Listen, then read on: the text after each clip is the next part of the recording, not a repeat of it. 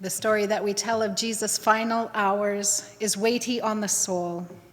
It is hard to linger at the edges and watch the gruesome scene. And yet that is the invitation that we have this one day a year, the day we have called, for better or for worse, Good Friday. Any life cut short is a tragedy, but Jesus' life wasn't just cut short. He was hung on a cross, the cruel, torturous death cooked up by the Romans to inflict maximum humiliation and pain on those already condemned to die. The soldiers who were there were not content just to carry out their terrible assignment and to make sure that the job was finished and the death sentence was seen to its final and terrible end. But they made sport of Jesus, gambling for his robes, draping him in a purple dress and wrapping an awful crown around his head, making him to look like a pathetic imitation of Caesar, all designed to humiliate him some more. They didn't have to hit him or spit on him. They didn't have to offer vinegar when he said that he was thirsty, even making a mockery of the last need that Jesus expressed as he hangs in agony. He had already been condemned to die. There's no reason to destroy his humanity in this way, making him more a thing than a person. And yet there is Jesus, with these twisted soldiers drunk on their own power to make someone already condemned to suffer further humiliation. And it wasn't just the soldiers either. When you picture the cross on a hill far away, it wasn't quite like that.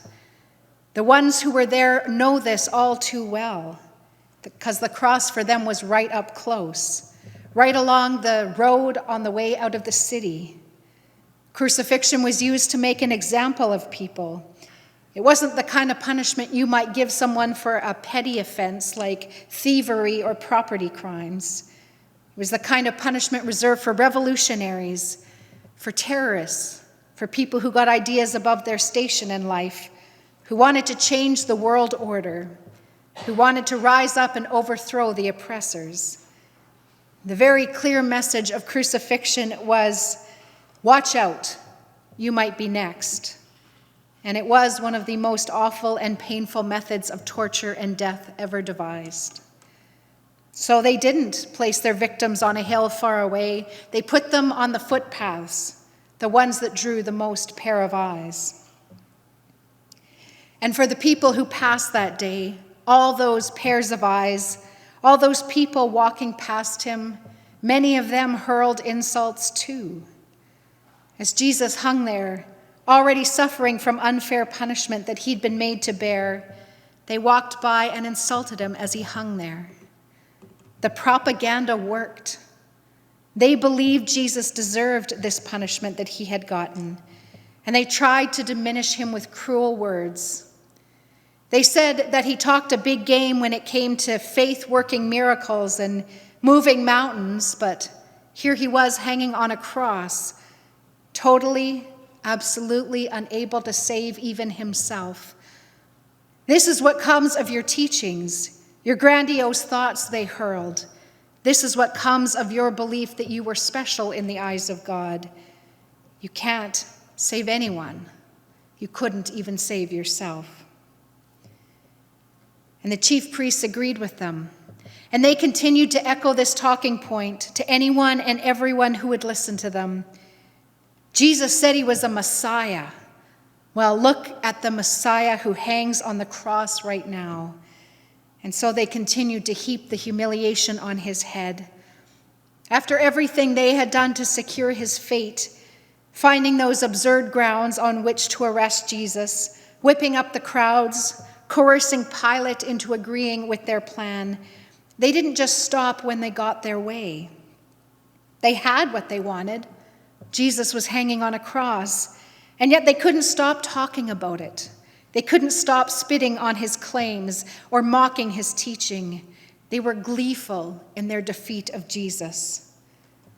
Jesus was so adept at handling them and debating them when he was at his best. And now that he had defeated them, or they had defeated him, or at least so they thought, They couldn't resist the urge to kick him even while he was down. And those others who were crucified on either side of Jesus, two people who had actually done something. They actually had tried to overthrow the Roman government in some way, and they too decided to get in on the action. It wasn't enough that Jesus was suffering the same fate as they were on that day. Somehow they thought they were better than him and wanted to prove it. Even as they hung there suffering and suffocating and bleeding, they used the last gasps of breath that they had to be cruel. And truth be told, all of those people get enough press. They get to occupy enough of the story. But today, as we linger at the foot of the cross, I would rather spend some time focusing on the ones that Jesus actually turned his focus to. And it wasn't the ones who abused him or hurled insults, and it wasn't the ones who had unfairly condemned him, and it wasn't the ones who had disappeared. It wasn't his disciples who disappointed him or denied him or betrayed him. Instead, Jesus manages to turn his sacred head, now wounded, to see the ones who stayed. Near the cross of Jesus stood his mother's sister, Mary, the wife of Clopas, and Mary Magdalene. Jesus saw his mother there, and the disciple whom he loved standing near her. For those watching the scene of the cross unfold, it was undoubtedly the most tragic and difficult thing that they had ever witnessed. And to be fair, if they had followed Jesus for very long, they had witnessed quite a lot. And there's a common storyline that says that Jesus died alone, but not everyone had forsaken Jesus. Now, they couldn't necessarily be right up next to him on the road with the ones who walked by, hurling insults at him, but they stood as near as they could safely manage. They were, for the most part, the women who had always been there in the background of the story. They're talked about less, and they're far less well known than the 12, but they were there. Some of them had followed Jesus right from Galilee, right from the early days of his ministry. Some of them had provided for Jesus and his disciples and their monetary needs. Some of them were from Jerusalem, women who had saw the awful things happening to Jesus, but who believed he didn't deserve this kind of death. They had heard the words that people hurled at him, but they didn't buy the hatred. These people had seen most of the 12 run away to find shelter and hiding places to save themselves when Jesus was on trial, but still they stayed. And even though Peter, who had hung out a lot longer than the rest of them, he denied that he ever followed Jesus eventually too, before he ran off, bitterly weeping, and they stayed. And one lone disciple out of the 12 managed to make it to the end with them. They watched all of this unfold. They had tears in their eyes and agony in their hearts. If it had been in their power to stop all this from happening, they would have. If any one of them had been able to pay whatever amount of money they had to set Jesus free, they would have paid it. They would have stood between Jesus and the soldiers. They would have taken being spit upon or hit, maybe even just once, so that Jesus would have to endure one less indignity. They would have taken him down from that barbaric cross if they'd had any ability to do so. They might have given him a cool, comforting drink of water instead of the wine vinegar when he cried out that he was thirsty. Jesus' own mother herself was standing there, looking on her suffering son. In fact, Mary bookends the life and ministry of Jesus. She was there in the beginning when he turned water into wine at a wedding, and she's here at the end. She'd always looked after him. She would have given anything to do so in this terrible moment. Those who stayed felt powerless. They spent most of their time in the background of the story. And the deepest desire of their hearts would have been to do something, to do anything, to somehow feel useful in this terrible time and place. Maybe you have shared the thought that at some time or another, if you could have taken away the pain of someone you loved, even if it meant you yourself would suffer, you would do it if it would relieve their suffering. There was so much that happened that day as they surveyed the cross, and they would have changed it if they could. They would have taken the pain that Jesus had to bear. But they did the only thing they could do. They ministered to Jesus with their presence. They didn't look away from the gruesome scene of the cross. They lived it with him. They stood there and they watched, and they wept, and they wailed, and they groaned, and they ached.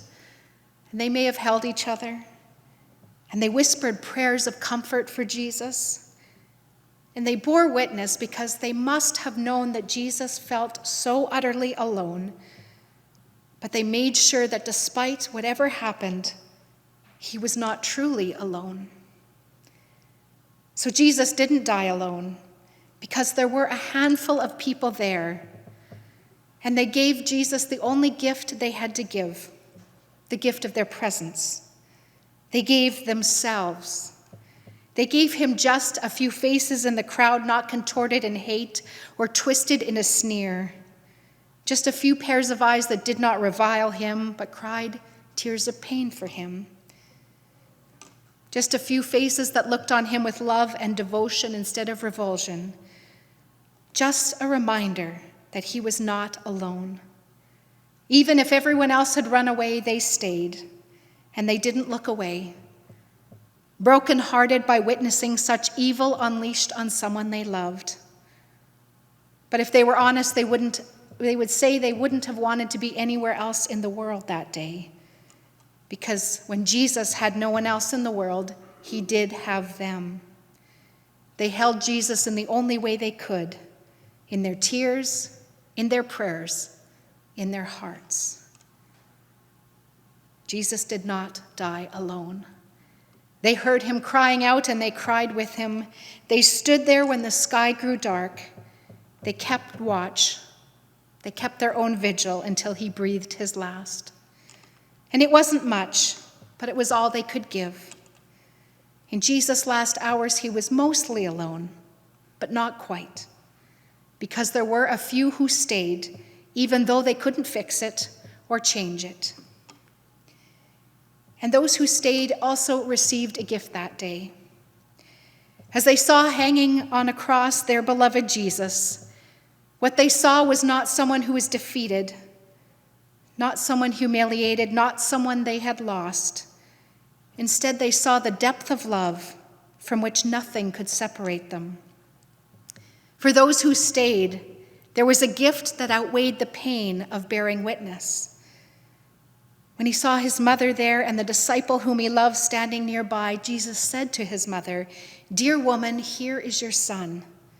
And to the disciple, "Here is your mother." Even hanging on a cross, Jesus recognized not his own agony or suffering or his own disappointments or fears. He saw the suffering of the people that he loved and who loved him. And he turned the people he loved toward each other. Jesus knew that they would need each other as they walked away from the agony of that terrible day, after which nothing would ever be the same again. And so even though it might have seemed for all the world as though he had nothing left to give, Jesus proved the world wrong once again, giving the gift of love. So the cross is about suffering, and it's about sin, and it's about forgiveness, yes. But when we stand beneath the cross of Jesus, we're ultimately also staring into the heart of love. Would you bow with me in a word of prayer? O vulnerable one, on this day we wait with you. In the face of anxiety, you love, and we are sometimes anxious. Help us in our anxiety to show love. O vulnerable one, in the face of being betrayed, you loved, and sometimes we feel betrayed by life. Help us in our betrayal to show love. O vulnerable one, in the face of fear, you love. And sometimes we are afraid, but help us in our fear to show love. O vulnerable one, in the face of your anger, you loved. And sometimes we feel anger at our reality. Help us in our anger to show love. O vulnerable one, in the face of being stripped down and shamed, you loved. And sometimes we are ashamed by parts of our own lives. Help us in our shame to show love. O vulnerable one, in the face of waiting for what was to come, you loved. And we are waiting and waiting and waiting for what is to come. Help us in our waiting to show love. O vulnerable one, in the face of your doubt, you love. And sometimes we feel doubt, but help us in our doubting to show love. O vulnerable one, in the face of your sadness, of saying goodbye, you loved. And we feel sad when we have to say goodbye, but help us in our sadness to show love. O vulnerable one, in the face of feeling forsaken, you loved. Help us in our forsaken places to show love. And here it is so dark, in your own darkness and in ours, in the anxiety and aloneness and betrayal and fear and anger and shame and waiting and torture and falling and doubt and sadness and forsakenness, we wait with you to sing a new song. We hope with you for a new song to form and rise in us all and all around us. But today, we are vulnerable, together, with you in this darkness, and we wait. Amen.